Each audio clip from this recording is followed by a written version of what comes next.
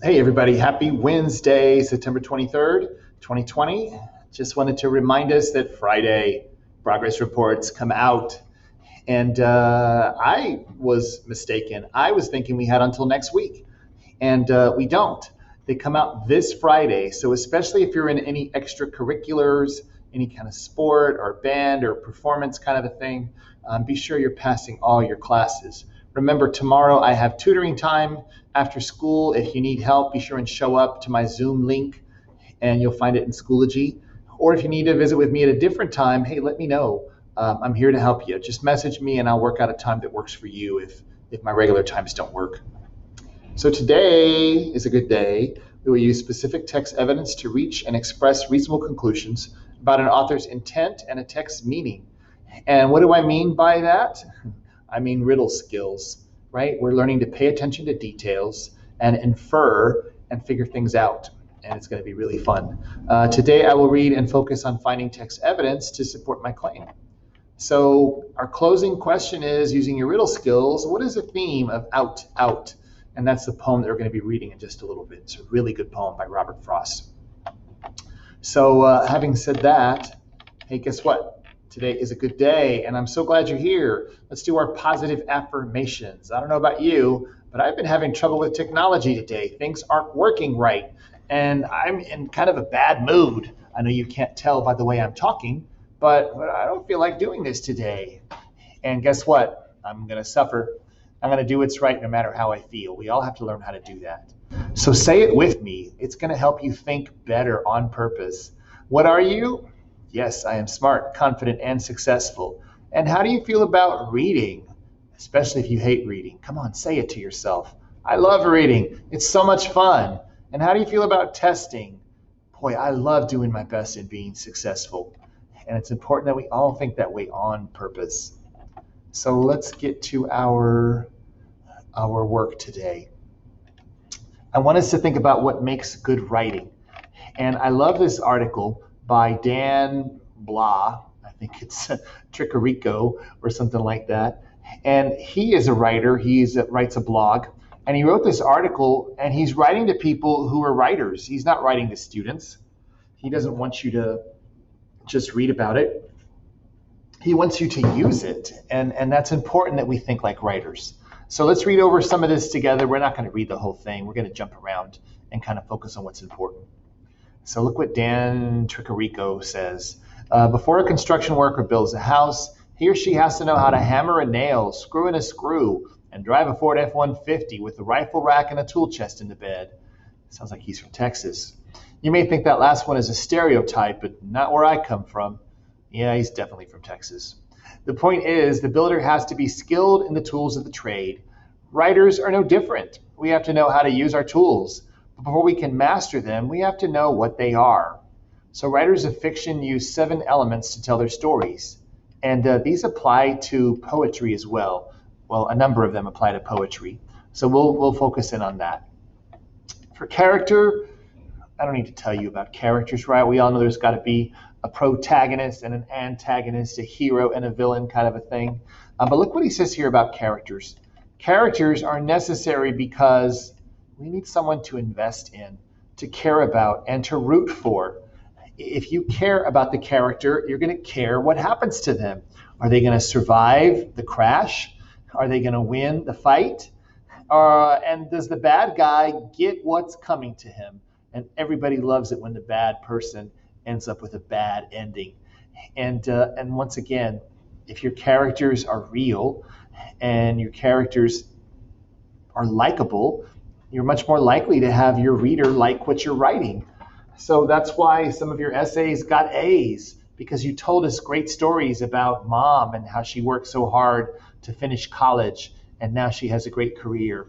Or dad, or that uncle that's in the military, or cousin, the family member that plays sports and got a full scholarship. These are people that you want to do well and you want to hear about how they're successful. And you create that in your writing, once again, whether it's a short story or an essay or a poem, by making people likable and giving us enough details that we care about them. A number of people lost points just because they didn't give a description of that person and they didn't give all the details they needed on their essays. So keep that in mind. Add those descriptions so we can picture your character, and then of course we can care about your character. So that makes a big difference there. Plot, well, we know plenty about plot already. It builds up, there's a conflict, and in the climax, the conflict is resolved. We need to spend a lot of time on that. Setting sometimes is a very big deal. Sometimes it's not. But you still want to give your audience some details so they can picture it. And yeah, it doesn't always matter. But boy, sometimes it sure does, right? Thinking about To Build a Fire that we just read recently, the setting is pretty much everything in that story. The setting is where he's at, but it's also what's happening to him. Does he have a traditional antagonist, a traditional villain? Think about it. Who's the villain of To Build a Fire? Use your riddle skills. If you took the time to do that, you probably already figured out, right? The cold, the weather, the Yukon, the Alaska, Canada area there, that's the villain. That's the monster coming to kill him, is 50 below zero weather. And it's a huge part of this story. So keep that in mind. Point of view is always important. We should all know by now, right? First person, I am telling my own story and I'm telling you what happens to me. Second person, you pretty much just see in essays. And remember, you can be successful too if you're willing to work for it. You're talking to you, you're talking about an essay. Third person, well, that means there's a narrator. Sometimes it's a character in the story, sometimes it's not. But there's somebody in the story telling the story. And there are different kinds of narrators, right? Omniscient means the narrator knows everything. It can go inside of anybody's mind and tell you what they're thinking and what happened to them in the past and all that kind of stuff. If it's a limited omniscient, well, they just go into one character's mind and everybody else they see from the outside. Also, very popular lately is omniscient objective, and that's like watching a movie. It doesn't go inside anybody's head. It just describes what happens and tells you what happens and gives dialogue and the details. But it can still be very, very persuasive, right? Because they choose the details they want you to pay attention to, and they use figurative language to make you feel what they want you to feel. So that's powerful. But now these parts here have a lot to do with poetry too. We've been reading quite a bit of poetry lately. And the style in your poetry or your essay or your short story is like your fingerprint. No two are alike. And style is made up with diction, syntax, and voice. And style tends to emerge from how you write rather than from a concerted effort to control it. So for a lot of us, we have to learn how to relax and just write the way we talk, especially for a rough draft, right? Oh, I'm just trying to get my thoughts down on paper. Let me just write. Then you can go back later and add in the details and the figurative language, maybe put some bigger words. But when you're just writing, yeah, just let your style be and write the way you write. So you may have some questions. Well, what is voice? Well, the voice is the tone of the story or the speaker, and it's created by your diction and syntax. And remember, the tone is what you think the emotion is of the writer or the speaker in the story and what they're trying to get across. And it's very important. On some of your essays, especially those that made A's, I put, I just love your tone. There's this heartwarming, positive, patriotic sound to your writing. And some of you, I liked your tone because you were so cynical. Oh, I don't know if I believe all this propaganda about the United States and how great it is. There's lots of things wrong with this country too. And that's a very powerful tone, a very powerful voice to have in your writing. But let's focus on the two most important things in poetry. God, your diction. Diction is your word choice. And you're either picking a word that gives the right connotation. Remember connotation, the emotion, the memory, the personal meaning behind words. And some of them are very personal and some of them are kind of universal. So you choose the word that has the right sound. So in your story or in your poem, well, is the speaker or the character angry? Angry so generic. Maybe you want to say your character is furious, your character is enraged. If you're writing for teenager, you might want to say, hey, character's going left, character's flipping out, or that other word, like flipping poop. Yeah, you know what word I'm talking about. Depending on who you're writing for, that determines the diction, the word choice, what you pick. So in poetry, God, that's huge. Maybe you want the poem to rhyme, so you're going to pick a certain word. Maybe you want a strong feeling associated with it, so you're going to pick a word. And every time you're thinking of the right word, you're thinking about diction. Syntax is really my favorite thing. Playing with word order, and it makes it so much more fun. It changes the rhythm, it changes the rhyme. Oh, maybe Carvajal wants to write a love poem for his wife. I don't want to just say, I love you. Everybody says, I love you. Pretty much everything rhymes with you. Yes, they do. And let's change it up. So instead of I love you, I'm going to say, you I love. You are a gift from God above. So now, instead of rhyming with plain old you, I have rhyming with love. And then I can play with it further. Instead of love I you could do something with that. It's all up to you to play with those words. All right, so these three, huge in poetry. And also big in poetry is thinking about the theme. Poetry, fiction, there's themes in there. And the way this guy says it is that theme refers to the big ideas that bubble up from what you've written. Is your story about betrayal, love, friendship, justice, family, honor, and so forth. So you may have a theme in mind, but guess what? The readers are going to come up with their own theme. So let's think for a minute about the story that we read just the other day, right? To build a fire. This guy is out in the way freezing weather, minus 50 below zero. And he says, I'll be fine. Those other guys, they're wimps. I'll be just fine. I'm going to go with my dog. I'm going to walk. And then boom, his feet get wet. And from then on, he is fighting for his life, right? And he fights, and he tries to build a second fire, and it fails. And he tries to build a third fire, and it fails. And then he starts running, and he fails. So what is that happy story telling us about life? And that's my definition of theme. Theme is the message, and you can even see the message is part of the word, right? The message about life or about people. What is this story telling us about human nature? Take a minute, think about it, and answer it in your head.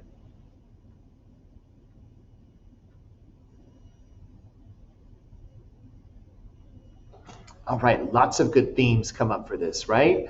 We've had people say stuff like, life is short, life is brutal, we all gonna die sometime, be kind to animals because you might need help. There's all kinds of themes you can come up with if you use your riddle skills. And the more you practice thinking this way, the easier it is. All right, so that's enough time on that. Let's look at our poem, Out, Out. It's written by Robert Frost. And look at Robert Frost's life. He was born in 1874. So in 1900, he was still a young man. He was maybe 25, 26 years old. And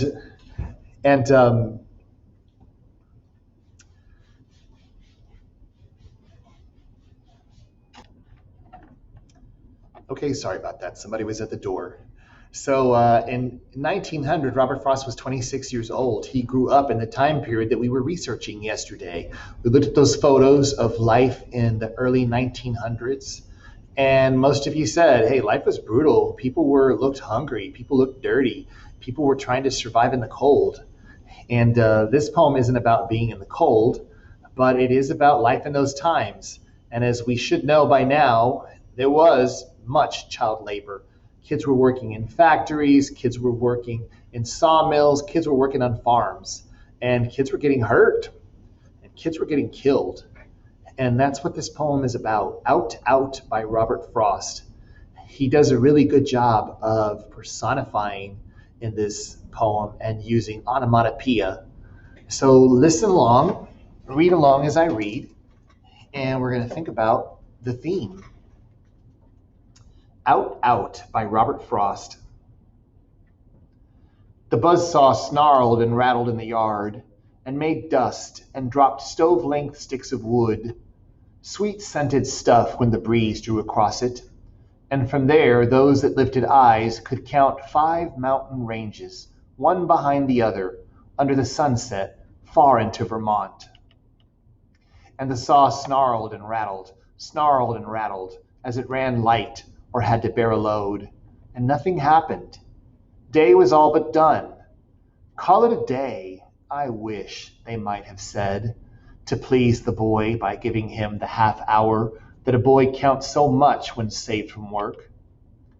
His sister stood beside them in her apron to tell them supper. At the word, the saw, as if to prove saws knew what supper meant, leaped out at the boy's hand, or seemed to leap. He must have given the hand. However it was, neither refused the meeting. But the hand! The boy's first outcry was a rueful laugh as he swung toward them, holding up the hand.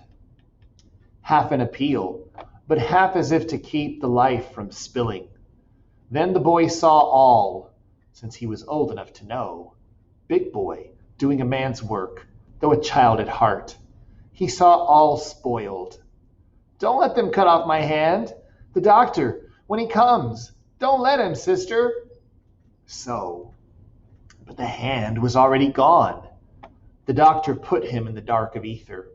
He lay and puffed his lips out with his breath. And then the watcher at his pulse took fright. No one believed. They listened at his heart.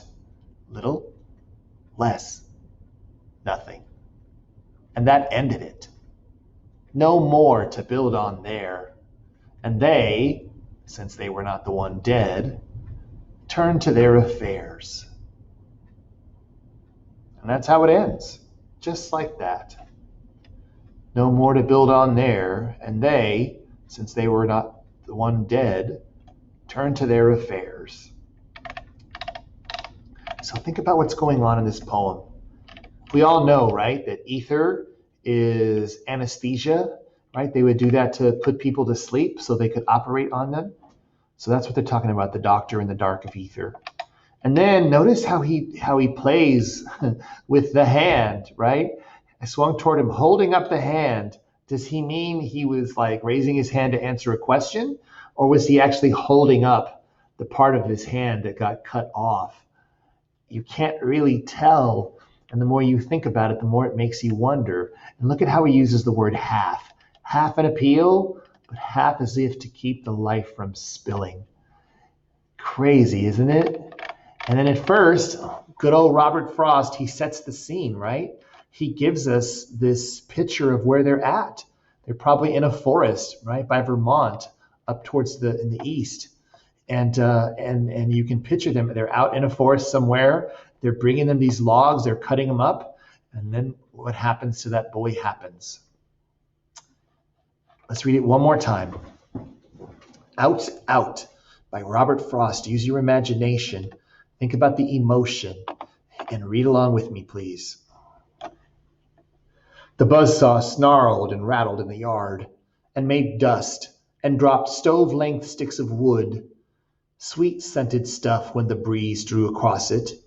And from there, those that lifted eyes could count 5 mountain ranges, one behind the other, under the sunset, far into Vermont. And the saw snarled and rattled, as it ran light or had to bear a load, and nothing happened. Day was all but done. Call it a day, I wish, they might have said, to please the boy by giving him the half hour that a boy counts so much when saved from work. His sister stood beside them in her apron to tell them supper. At the word, the saw, as if to prove saws knew what supper meant, leaped out at the boy's hand, or seemed to leap. He must have given the hand. However it was, neither refused the meeting. But the hand!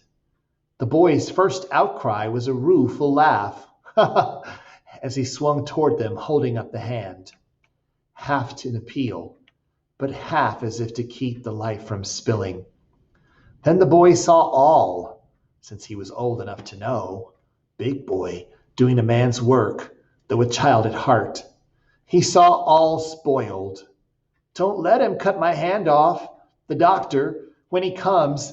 Don't let him, sister. So, but the hand was gone already. The doctor put him in the dark of ether. He lay and puffed his lips out with his breath. And then the watcher at his pulse took fright. No one believed. They listened at his heart. Little, less, nothing. And that ended it. No more to build on there. And they, since they were not the one dead, turned to their affairs. So when we're thinking about theme, we're thinking about the message. What is this poem telling us about life and about human nature? And we got to use our imagination. What's going on in this poem? This boy has this job. This boy gets hurt. This boy dies. And once he's gone, what do people do? They just go back to work. What is this telling us about people? What is this telling us about life? What is the theme of out? So go into Schoology, use your riddle skills, put your answer in, and we will talk about it more tomorrow. Have a great day, and hope to see you in class tomorrow. Remember, get any work done that you're missing turned in, so you'll be passing by the time reports come out on Friday. Take care. Bye-bye.